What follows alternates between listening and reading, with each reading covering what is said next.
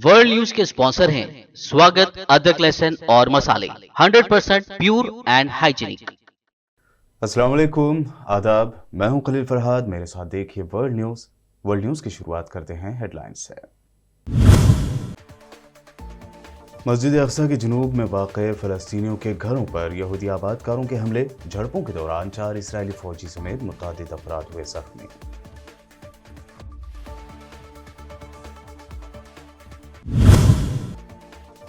UAE ने Israel के साथ किए आज़ाद तिजारती मुआहदे पर दस्तखत, इसराइल से बढ़ी मजीद कुर्बत। इसी तरह का मुआहदा करने वाला यूएई बना पहला अरब मुल्क।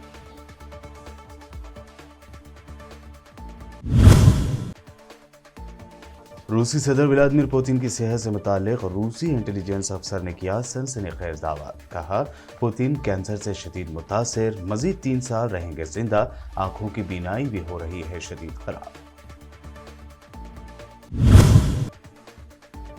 ज्ञानवापी मस्जिद पर असदुद्दीन ओवैसी ने फिर दिया बयान। कहा, 1947 में ज्ञानवापी मस्जिद वहां थी, आज है और आगे भी रहेगी। सर्वे के लीक वीडियो की सदाकत पर उठाए सवाल।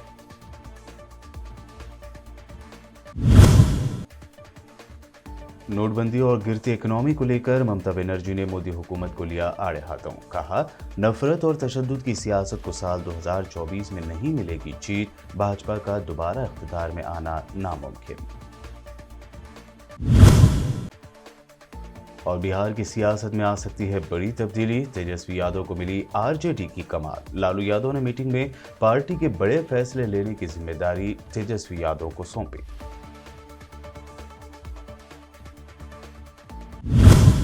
ये थी हेडलाइंस। बढ़ते हैं खबरों की तफसील की जानिब। मस्जिद अक्सा के जुनूब में वाक़ सिल्वान कस्बे के रिहायशियों पर यहूदी आबादकारों के हमले के बाद शुरू होने वाली झड़पों के दौरान 4 इसराइली फौजियों के जख्मी होने की खबर है।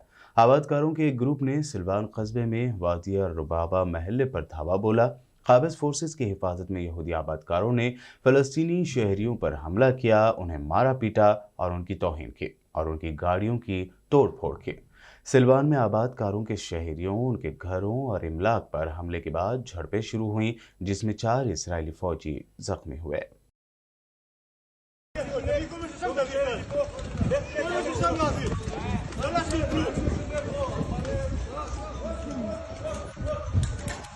मुत्तहदा अरब अमारात यानी यूएई और इसराइल के दरमियान आज़ाद तिजारत के एग्रीमेंट पर साइन हो गए हैं। दोनों मुल्कों के दरमियान इस मुआहदे पर दस्तखत दुबई में हुए। मुत्तहदा अरब अमारात में इसराइली सफ़ीर अमीर हायक ने कहा कि इसराइल और यूएई ने इकनॉमिक एग्रीमेंट पर साइन किए हैं। किसी अरब मुल्क का सियोनी रियासत के साथ ये अपनी नौइयत का पहला मुआहदा है। हायक ने दोनों मुल्कों को मुआहदे पर मुबारकबाद दी और साथ ही उन्होंने मुआहदे की 2 कॉपीज़ भी पोस्ट की, जिनमें दोनों मुल्कों के डेलीगेशन को साइनिंग सेरेमनी में देखा जा सकता है। इस मुआहदे पर इसराइल के फाइनेंस एंड इंडस्ट्री मिनिस्टर नारबार बेबाई और यूएई के फाइनेंस मिनिस्टर अब्दुल्ला बिन तौक अल अमरी ने साइन किए। अमेरिकी महकमा खारजा के एक अहदेदार ने कहा है कि वाशिंगटन यरूशलेम यानी मकबूजा बैतुल मुक़द्दस में अपने कौंसिल खाने को दोबारा खोलने के लिए पुरअज़्म है और उसने एक हालिया इसराइली रिपोर्ट की तरदीद की है, जिसमें कहा गया कि वाशिंगटन को इस वादे की तकमील से रोक दिया गया है। महकमा खारजा की तर्जुमान नेड प्राइस ने बताया कि हमें यकीन है कि यह हमारे मुल्क के लिए फ़लस्तीनी अवाम के साथ रवाबित इस्तवार करने और उनकी मदद करने का एक अहम तरीक़ा हो सकता है। बाइडन इंतज़ामिया ने मकबूजा बैतुल मुक़द्दस में सिफारती मिशन को दोबारा खोलने का अज़्म ज़ाहिर किया था, जिसे साबिक़ अमेरिकी सदर डोनाल्ड ट्रंप ने मकबूजा बैतुल मुक़द्दस को एकतरफ़ा तौर पर इसराइल का दारुल-हुकूमत तस्लीम करने के बाद बंद कर दिया था। रूसी इंटेलिजेंस अफसर ने सनसनीखेज दावा किया है कि सदर व्लादिमीर पुतिन सिर्फ 3 साल मजीद जिंदा रहेंगे, क्योंकि वो तेज़ी से कैंसर से मुतासर हो रहे हैं। गैर मुल्की मीडिया रिपोर्ट के मुताबिक रूसी फेडरल सिक्योरिटी सर्विस के अफसर ने दावा किया है कि व्लादिमीर पुतिन दिन ब दिन अपनी बीनाई यानी आंखों की रोशनी खो रहे हैं, जबकि कैंसर की वजह से वो मजीद 3 साल जिंदा रहेंगे। इतलात के मुताबिक सिक्योरिटी सर्विस के अफसर ने पुतिन की सेहत के बारे में ताज़ा तरीन इंकशाफ साबिक रूसी जासूस बोरिस कारपिचोकोव को भेजे गए पैगाम में किया, जो कि उस वक्त ब्रिटेन में मुक़िम है। गैर मुल्की मीडिया का कहना है कि रूसी जासूस को भेजे गए पैगाम में बताया गया है कि सदर पुतिन सरदर्द की बीमारी में भी मुब्तला हैं और उनकी बीमारी शदीद ख़राब हो रही है, जिसकी वजह से जब वो टीवी पर आते हैं तो उन्हें कागज़ की ज़रूरत होती है जिसमें हर चीज़ बड़े हरूफ में लिखी होती है ताकि वो पढ़ सकें। अमेरिका ने फिर एक मरतबा यूक्रेन को बड़ा झटका दिया है। दरअसल अमेरिकी सदर जो बाइडन ने यूक्रेन की जानिब से बार बार मुतालबे के बावजूद उसे रूस तक पहुंचने की सलाहियत वाले तवील फासले तक हदफ को निशाना बनाने वाले मिसाइल सिस्टम देने से इनकार कर दिया है। बाइडन ने व्हाइट हाउस वापस आने के बाद सहाफ़ियों को बताया कि हम यूक्रेन को ऐसे मिसाइल नहीं देंगे जो रूस तक पहुंच सकते हो। दूसरी जानिब रूसी सलामती कौंसिल के डिप्टी चेयरमैन दिमित्री मेदवेदेव ने पीर को यूक्रेन को मिसाइल सिस्टम न भेजने के वाशिंगटन के फैसले को अक्लमंदाना करार दिया। रूस ने कहा है कि गुज़िश्ता 24 घंटों के दौरान डोनेट्स्क और लुगान्स्क पीपल्स रिपब्लिकन और यूक्रेन के खतरनाक इलाकों से 20,000 से ज़्यादा अफराद को रूस से लाया गया है। रूसी नेशनल डिफेंस कंट्रोल सेंटर और रूस के ह्यूमैनिटेरियन रिस्पांस कोऑर्डिनेशन हेडक्वार्टर के सरबराह कर्नल जनरल मिकाइल ने कहा कि माजी में यूक्रेनी हुकूमत की तरफ से पैदा की जाने वाली तमाम मुश्किलात के बावजूद और यूक्रेनी हुकाम के ताउन के बगैर 2,886 बच्चों समेत 20,000 से ज़ायद अफराद को डोनबास रिपब्लिकन रियासतों और यूक्रेन के खतरनाक इलाकों से निकाल कर रूस लाया गया है। रूसी वज़ीर ख़ारजा सरगेई लारोव बहरीन के दौरे के बाद सऊदी अरब पहुंचे, जहां उन्होंने वज़ीर ख़ारजा शहज़ादा फैसल बिन फरहान से मुलाकात की। दोनों रहनुमाओं ने रियाद में वज़ारत ख़ारजा के दफ्तर में मुलाकात की। मुलाकात के दरमियान सऊदी अरब के वज़ीर ख़ारजा शहज़ादा फैसल बिन फरहान बिन अब्दुल्ला ने अपने रूसी हममनसब सरगेई लारोव को यकीन दिलाया कि यूक्रेन के बहरान के सियासी हल के लिए ज़रूरी कोशिशें करने के लिए सऊदी अरब तैयार है। उन्होंने कहा कि सऊदी अरब का मौक़िफ़ बैनुल-अक़वामी क़ानून पर मुबनी है। सऊदी अरब बहरान का एक ऐसा जानदार सियासी हल चाहता है जिससे अमन व सलामती और इस्तेहकाम को तक़वियत मिले और रूस और यूक्रेन के दरमियान जारी महाज़ाराई का ख़ात्मा हो सके। रूसी वज़ीर के दौरे मुमलिकत के दौरान दोनों दोस्त ममालिक के दरमियान दो तरफ़ा ताल्लुक़ात को फ़रोग़ देने के तरीक़ों पर भी तबादले ख़याल किया गया। ऑयल एक्सपोर्ट करने वाले ममालिक की तंजीम ओपेक के बाज़ रुकन ममालिक रूस को तेल की पैदावार के मुआहदे से सस्पेंड करने पर तबादला ख्याल कर रहे हैं, क्योंकि मगरबी ममालिक की पाबंदियों और यूक्रेन में जंग की वजह से रूस के मज़ीद तेल निकालने की सलाहियत मुतासर हो सकती है। अमरीकी अखबार वॉल स्ट्रीट जर्नल ने एक रिपोर्ट में रूस और ओपेक के दरमियान इत्तेहाद की मुअत्तली से मुताल्लिक़ ये दावा किया है। रिपोर्ट में कहा गया है कि रवां साल रूस की खाम तेल यानी क्रूड ऑयल की पैदावार में करीबन 8% कमी मुतवक्को है। क्रूड ऑयल बरामद करने वाले दुनिया के दूसरे सबसे बड़े बरामद कुनिंदा मुल्क रूस ने गुज़िश्ता साल ओपेक प्लस के साथ हर महीने तेल की पैदावार में इजाफा करने पर इत्तेफाक किया था।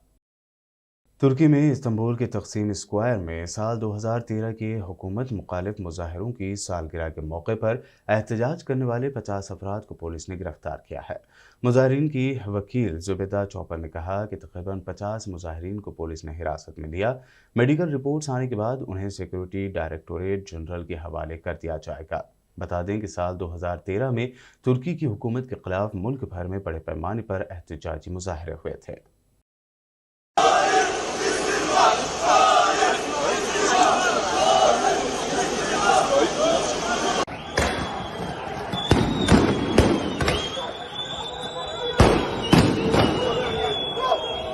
तुर्की ने बैरून मुल्क से आने वाले लोगों के लिए मुल्क में दाखिल होने से पहले कोरोना वायरस के लिए लाजमी PCR टेस्ट की लाजमियत को ख़त्म कर दिया है। अब बिना PCR टेस्टिंग के लोग तुर्की में दाखिल हो पाएंगे।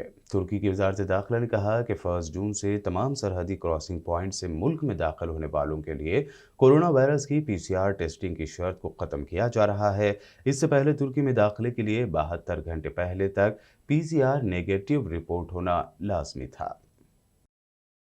आलमी इदारा सेहत यानी WHO को अभी तक इस बात पर यकीन नहीं है कि मंकी पॉक्स के फैलाव को मुकम्मल तौर पर कंट्रोल किया जा सकता है। ये बातें WHO के रीजनल डायरेक्टर बराए यूरोप हेंस क्लोज ने कही है। उन्होंने कहा कि अभी तक हम नहीं जानते कि क्या हम इसके फैलाव को मुकम्मल तौर पर कंट्रोल कर पाएंगे। इसके लिए हमें वाज़ेह राब्ते, कम्युनिटी कार्रवाई, मुतादी के दौरान आइसोलेशन में रहने वाले नए मामलों का मौसर तरीके से पता लगाने और निगरानी करने की ज़रूरत है। उन्होंने कहा कि अब तक मंकी पॉक्स के लिए उन्हें इक़दाम करने की ज़रूरत नहीं जो कोरोना वायरस की वबा के दौरान लागू किए गए थे, क्योंकि वायरस इस तरह नहीं फैलता। उन्होंने कहा कि आने वाले महीनों में बहुत से त्यौहार और बड़ी पार्टियां होने वाली हैं। ऐसी सूरत हाल में ये मज़ीद फैल सकता है। बुलेटिन में वक्त हुआ है एक शॉर्ट ब्रेक का। जल्द लौटेंगे और देखेंगे मज़ीद अहम खबरें।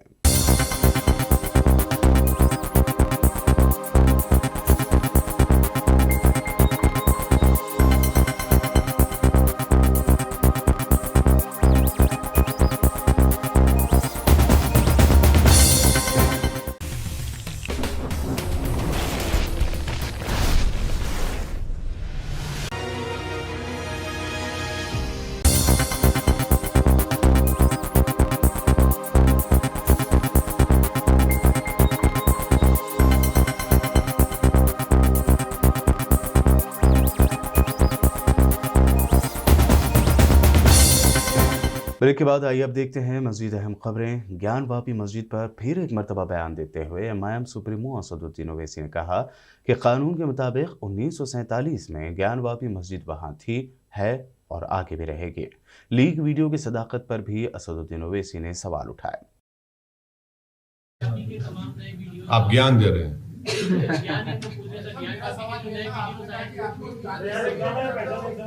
एक के बाद फिर पूछा, आप आएंगे? आप हम जाएं? कहीं नहीं जाएंगे। नहीं, देखिए, ये जो वीडियोस मीडिया में चलाए जा रहे हैं वो बहुत बड़ी गलती कर रहे हैं, क्योंकि सुप्रीम कोर्ट में तो जजेस ने कहा कि मीडिया को नहीं चलाना चाहिए। अब ये सेलेक्टिव लीव कौन दे रहा है? ये तो सुप्रीम कोर्ट के जजेस ने कहा इस बात को। आप लीक कर लो, कुछ भी कर लो, 91 का एक्ट है। 91 के एक्ट के तहत 15 अगस्त 1947 को मस्जिद थी, मस्जिद है और रहेगी। और सबसे अहम सवाल ये कि कांग्रेस पार्टी जो मुझ पर इल्जाम लगाती है, गूंगी क्यों बनी हुई है? भाई, आप ही की सरकार ने तो कानून बनाया था ना। अगर आप 91 का जो एक्ट का जो पार्लियामेंट के डिबेट्स देखेंगे, लोकसभा के, राज्यसभा के, उसमें मैं फिर से दोहराऊं, इस बात को मीडिया में कहा था, उसमें उमा भारती ने चीख मारकर कहा था ज्ञानवापी का क्या होगा। उसके बाद वो मोशन बीजेपी हार गई। तो इंटेंट ऑफ द पार्लियामेंट में ये बात शामिल है ना। तो 91 का एक्ट है, आप कुछ नहीं कर सकते उसके ऊपर। देखिए, वीडियो कुछ भी होगा, 15 अगस्त 1947 को हमने कानून बना दिया। पहले तो मैं उन वीडियोस को नहीं मानता हूं, क्योंकि हो सकता है कि वो वीडियोस कंप्लीटली झूठ हो, एडिट करे हुए हो। क्या कोर्ट ने उसको दिया? क्या कोर्ट ने कहा कि पब्लिक डोमेन में? और अगर वीडियो सच भी हैं तब भी एक्ट रहेगा, कानून रहेगा। और सुनिए, एक्ट ही रहेगा, उसमें कुछ होने वाला नहीं है। मैं आपकी इत्तला के लिए बता रहा हूं, आप लोग को एक जजमेंट पढ़ लीजिए। ये एक जजमेंट आया 1942 का, इलाहाबाद हाई कोर्ट का जजमेंट है 1942 का। वो सेटल कर चुका है इस चीज को। अभी वीडियोस आ रहे हैं तो कौन लीक कर रहा है? सुप्रीम कोर्ट के 3 जजेस ने नहीं कहा था कि media should not carry leak videos? अब आपकी जिम्मेदारी है, आपकी फ्रेटर्निटी की जिम्मेदारी है कि सुप्रीम कोर्ट के फैसले के आप लोग उसके पाबंद रहिए। मगरबी बंगाल की वज़ीर आला ममता बनर्जी ने साल 2024 के आम इंतखाबात में भारतीय जनता पार्टी यानी बीजेपी के ज़ेर क़यादत इत्तेहाद को शिकस्त देने पर जोर दिया और कहा कि बीजेपी की नफरत और तशद्दुद की सियासत को पूरे मुल्क में कोई एंट्री नहीं होगी। मरकज़ में बीजेपी की क़यादत वाली हुकूमत को बदउनवान करार देते हुए ममता ने इल्ज़ाम लगाया कि मरकज़ी हुकूमत ने नोटबंदी जैसे फ़ैसलों के ज़रिए मुल्क की मईशत को बर्बाद कर दिया है और अपोजिशन को खामोश करने के लिए सेंट्रल एजेंसियों का इस्तेमाल किया जा रहा है।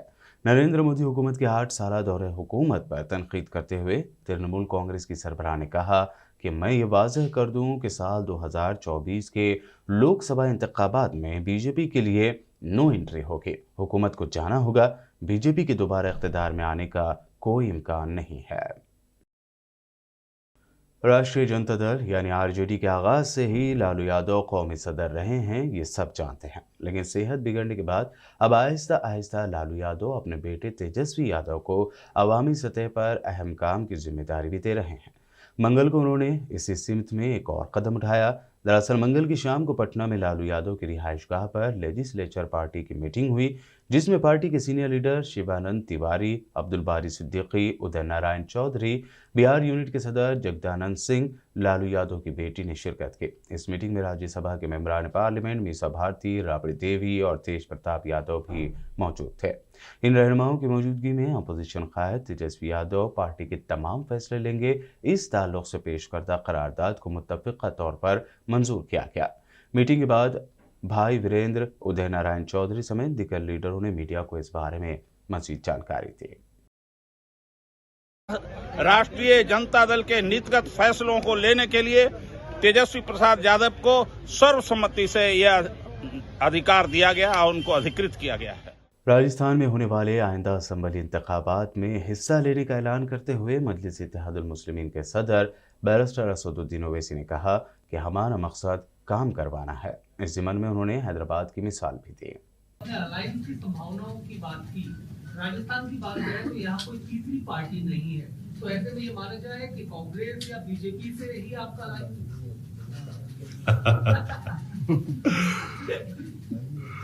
नहीं, ऐसा तो कुछ नहीं है। ये एक सिक्के के दो रुख है, तो इनसे कभी अलायंस नहीं होगा इंशाअल्लाह ताला। ना कांग्रेस से होगा ना बीजेपी से होगा। ओवैसी साहब 70 साल हो गए आपकी तकरीबन पार्टी को बने, मगर हैदराबाद के अलावा जहाँ आपका सांसद है वहाँ भी आपका एक मुख्यमंत्री के रूप में AIM का अभी तक कुछ भी नहीं हुआ है। आप राजस्थान में इधर अपना वो कर रहे हैं। दूसरा सवाल मेरा एक सवाल तो हो जाने दीजिए ताकि अच्छा जवाब दे सकूं आपको। देखिए, लड़ाई जो है मुख्यमंत्री की नहीं है, लड़ाई 8 PM 9 CM की तो नहीं है। लड़ाई ये है कि आपको अपनी लीडरशिप बनाने का है, आपको अपनी आवाज उठाने का है। आप ये बताइए कि मैं आपको एक मिसाल देता हूं।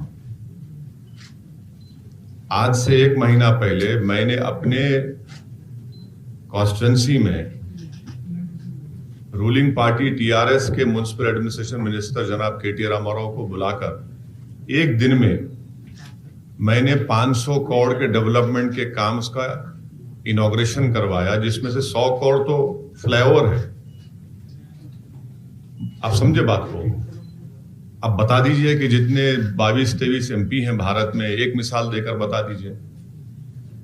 तो हमारा पूरी कोशिश ये है और हम जो काम करते आ रहे हैं, हमारा मानना ये है कि मंत्री बनना आसान है, संतरी को नौकरी देना मुश्किल है मंत्री बनकर। तो एक पॉलिटिकल लीडरशिप को डेवलप होना चाहिए जो आपके डिमांड्स को, जो कॉन्स्टिट्यूशन में आपको प्रोविजन दिया गया, उसको रखें और आप उन सवालात का हल तलाश करें, और ये आपको काम करना है। अब आप बोलते हैं कि हैदराबाद की हद तक हम हैं, तो मैं आपके हाफिजे को ताज़ा करना चाहूँगा। बिहार में हमारे 5 MLA हैं,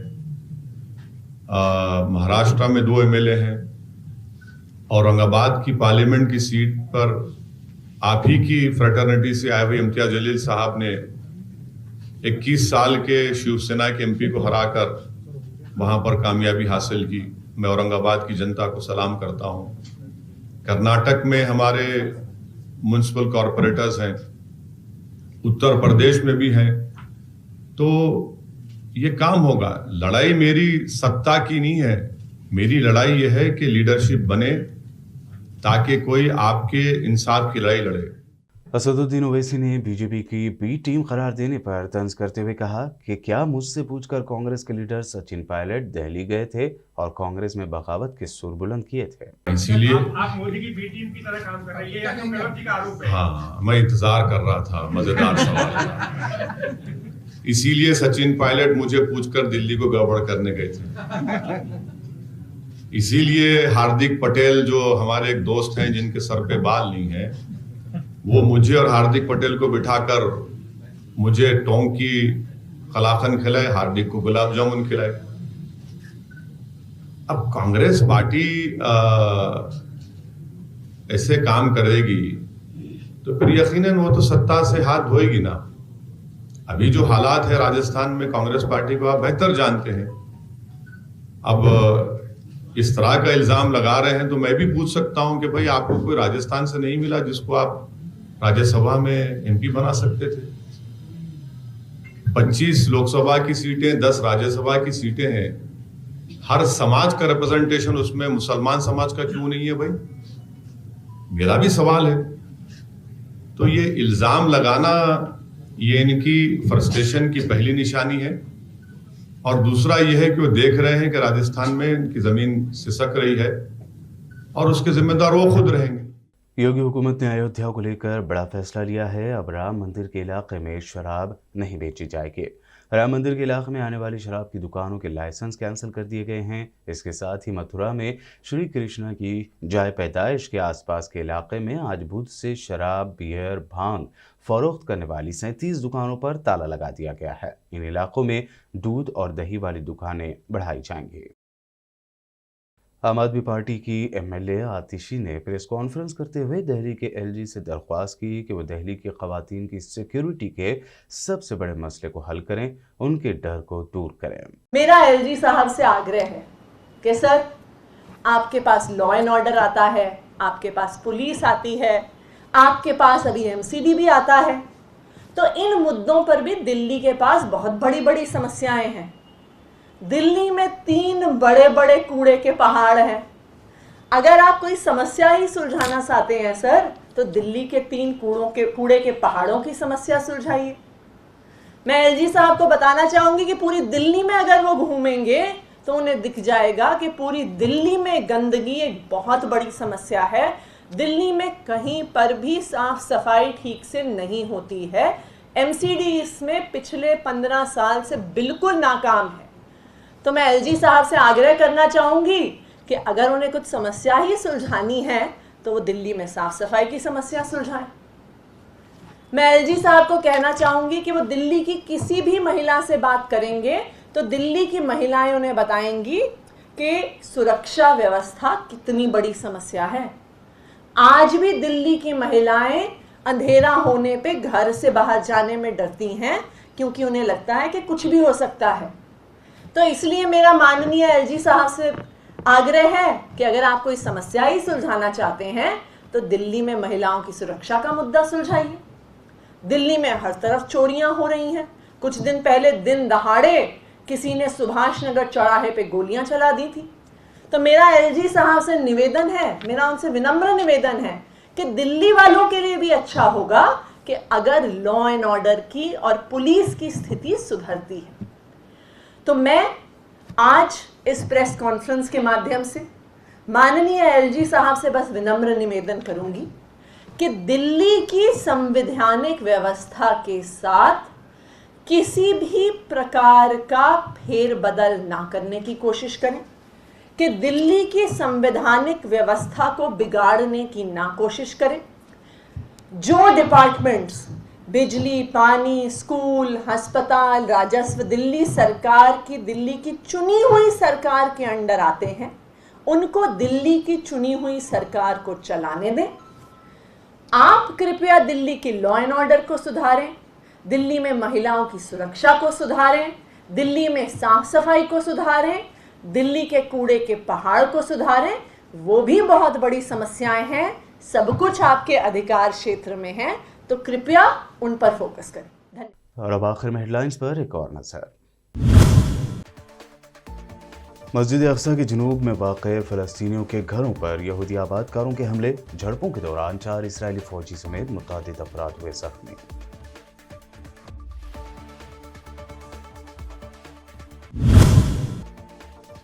यूएई ने इसराइल के साथ किए आज़ाद तिजारती मुआहदे पर दस्तखत, इसराइल से बढ़ी मजीद कुर्बत, इसी तरह का मुआहदा करने वाला यूएई बना पहला अरब मुल्क।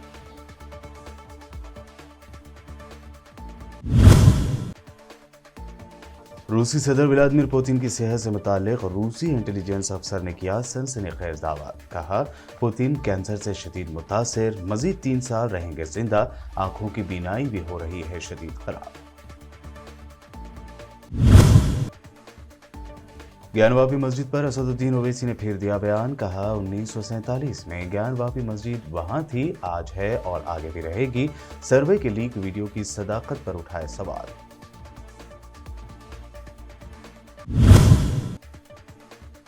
नोटबंदी और गिरती इकोनॉमी को लेकर ममता बनर्जी ने मोदी हुकूमत को लिया आड़े हाथों, कहा नफरत और तशद्दुद की सियासत को साल 2024 में नहीं मिलेगी जीत, भाजपा का दोबारा इख्तिदार में आना नामुमकिन। और बिहार की सियासत में आ सकती है बड़ी तब्दीली, तेजस्वी यादव को मिली आरजेडी की कमान, लालू यादव ने मीटिंग में पार्टी के बड़े फैसले लेने की जिम्मेदारी तेजस्वी यादव को सौंपी।